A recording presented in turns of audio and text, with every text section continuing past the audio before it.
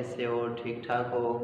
हमारा नुस्ख़ और स्लिंग की गुफ्तगू ये लेसन चल रहा था और इसमें हमने रीडिंग की थी। तकरीबन 2 पेजेस के हमारी रीड हो गए थे, हमने उसकी रीडिंग कर ली और बाकी 2 पेज रहते हैं। आज इंशाल्लाह उसको हम मुकम्मल करते हैं, बल्कि कोशिश करते हैं इसके साथ एक्सरसाइज को भी कुछ हिस्सा जो है वो हम सॉल्व करेंगे। तो हमारी बात चल रही थी, मेरे पास पेज नंबर 30 है। 30 में पेज नंबर 30 में हम पहला पैराग्राफ जो है तो उसको हम पढ़ते हैं। तो ज़रा आप लोग भी अपनी बुक जो है वो खोलें जी। बात चल रही थी कि बेटा आप क्या कह रहे हैं जी। बेटा कहता है कि मेरी नापसंदीदगी का कुछ ख़ास कर यही सबब नहीं है, बल्कि मुझको सारे खेल बुरे मालूम होते हैं। ये बेटे ने बात कही थी, तो अब बाप उसको क्या कहते हैं, बाप तुम्हारी इस बात से मुझको ताज्जुब होता है और मैं तुमसे तुम्हारी नापसंदीदगी का असली सबब सुनना चाहता हूँ, क्योंकि शायद अब से 5 या 6 महीने पहले जिन दिनों मैं बाहर के मकान में बैठा करता था, मैंने खुद तुमको हर तरह के खेलों में नहायत शौक़ के साथ शरीक होते देखा था। बेटा आप दुरुस्त फरमाते हैं, मैं हमेशा खेल के पीछे दीवाना बना रहता था, मगर अब तो मुझको एक दिली नफ़रत हो गई है। बाप आखिर इसका कोई सबब ख़ास होगा। बेटा आपने अक्सर 4 लड़कों को किताबें बगल में दाबे गली में आते जाते देखा होगा। बाप वही जो गोरे गोरे 4 लड़के एक साथ रहते हैं, फटी जूतियाँ पहने, मुड़े हुए सर, ऊंचे पजामे, नीची चोलियाँ। बेटा हाँ जनाब, वही 4 लड़के। बाप फिर? बेटा भला आपने कभी उनको किसी किस्म की शरारत करते भी देखा है? बाप कभी नहीं। बेटा जनाब कुछ अजब आदत उन लड़कों की है, राह चलते हैं तो गर्दन नीची किए हुए, अपने से बड़ा मिल जाए तो जान पहचान हो या ना हो उनको सलाम कर लेना ज़रूर। कई बरस से इस महल्ले में रहते हैं, मगर कानो कान खबर नहीं। महल्ले में कौड़ियों लड़के, यानी बहुत ज़्यादा कौड़ियों लड़के भरे पड़े हैं, लेकिन उनको किसी से कुछ वास्ता नहीं। आपस में ऊपर तले के 4 भाई हैं, ना कभी लड़ते हैं, ना कभी झगड़ते हैं, ना गाली बकते हैं, ना कसम खाते हैं, ना झूठ बोलते हैं, ना किसी को छेड़ते हैं, ना किसी पर आवाज़ा कसते हैं। हमारे ही मदरसे में पढ़ते हैं, वहाँ भी उनका यही हाल है। कभी किसी ने उनकी झूठी शिकायत भी तो नहीं की। 1:30 बजे 1 घंटे की छुट्टी हुआ करती है, लड़के खेल कूद में लग जाते हैं। ये 4 भाई एक पास की मस्जिद में नमाज पढ़ने के लिए चले जाते हैं। बाप भला फिर? बेटा मनचला लड़का मेरा हम जमात है।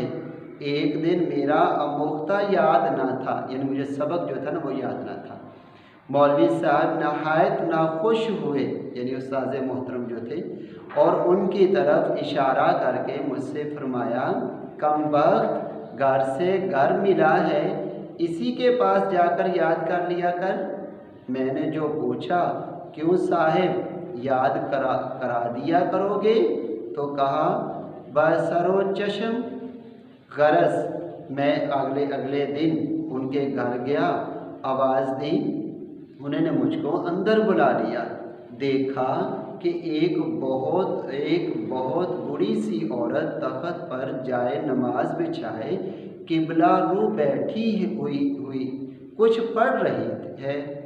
वो उन लड़कों की नानी है, लोग उनको हजरत भी कहते हैं। मैं सीधा सामने दालान में अपने हम जमात के पास जा बैठा।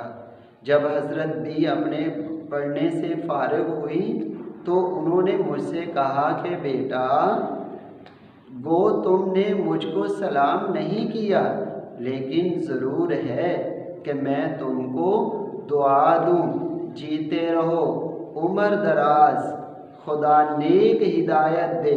ان کا یہ کہنا تھا کہ میں غیرت کے مارے زمین میں گڑ گیا اور فوراً میں نے اٹھ کر نہایت ادب کے ساتھ سلام کیا۔ تب حضرت بھی نے فرمایا بیٹا برا مت ماننا، یہ بڑے مانسوں کا دستور ہے، یعنی اچھے لوگوں کا دستور ہے، طریقہ ہے کہ اپنے سے جو بڑا ہوتا ہے اس کو سلام کر دیا کرتے ہیں، اور میں تم کو نہ ٹوکتی، لیکن چونکہ تم میرے بچوں کے ساتھ اٹھتے بیٹھتے ہو اس سبب سے مجھ کو جتا دینا ضرور تھا۔ اس کے بعد حضرت بی نے مجھ کو مٹھائی دی اور بڑا اصرار کر کے کھلائی۔ مدتوں میں ان کے گھر جاتا رہا۔ حضرت بی بھی مجھ کو اپنے نواسوں کی طرح چاہنے اور پیار کرنے لگی اور مجھ کو ہمیشہ نصیحت کیا کرتی تھی۔ تبھی سے میرا دل تمام کھیلوں کی باتوں سے گھٹا ہوا ہے۔ تو اس میں بیٹا یہ جو ہمیں بات بتائی گئی، اس کا یہ ہرگز مطلب نہیں ہے کہ ہمیں کھیلنا نہیں چاہیے، لیکن کھیل ضرور کھیلنا چاہیے۔ کھیل ہماری زندگی کا حصہ ہے، لیکن کھیل کے ساتھ ساتھ ہمیں اپنے فرائض کی ادائیگی میں بالکل ہر وقت چست چلاک رہنا چاہیے، چوک و چوبند رہنا چاہیے، تاکہ ہماری زندگی کا جو مقصد ہے وہ مقصد ہمارا باآثر طریقے سے مکمل ہو جائے۔ ایک تو بیٹا آپ لوگوں نے اس کو ریڈ کرنا ہے۔ اب آپ لوگوں کے ذمہ ایک کام ہے، آپ نے الحمدللہ اس کی ریڈنگ مکمل ہوئی، اب آپ کے ذمہ کام یہ ہے کہ آپ نے اس سبق کو پڑھ کر اچھے طریقے سے جیسے پڑھ لیا، پڑھنے کے بعد آپ نے سوچنا ہے کہ اس میں کون کون سی خوبیاں بیان کی گئی، یعنی اچھے لوگوں کی، ایک اچھے طالب علم کی کون کون سی خوبیاں بیان کی گئی، وہ آپ لوگوں نے ایک فہرست ان خوبیوں کی لکھنی ہے۔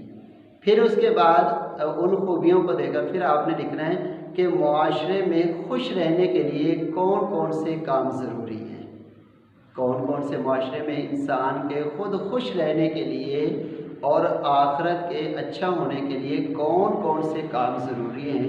ٹو دی پوائنٹ آپ لوگوں نے یہ دو فہرستیں بنانی ہیں۔ ایک فہرست آپ نے بنانی ہے کہ اچھے طالب علم کی اس لیسن کے اندر کون کون سی خوبیاں بیان کی گئی، وہ فہرست آپ نے 2 ہوں، 4 ہوں، 5 ہوں، جتنی بھی آپ کے مائنڈ میں آ رہی ہے وہ آپ لوگوں نے لکھنی ہے۔ ایک فہرست آپ نے بنانی ہے کہ معاشرے میں خوش رہنے کے لیے ہمیں کون کون سے کام کرنے چاہیے۔ یہ دونوں فہرستیں یہ آپ نے ریڈ کرنے کے بعد یہ دونوں فہرستیں یہ آپ نے بنا کر مجھے چیک کروانی ہے۔ السلام علیکم۔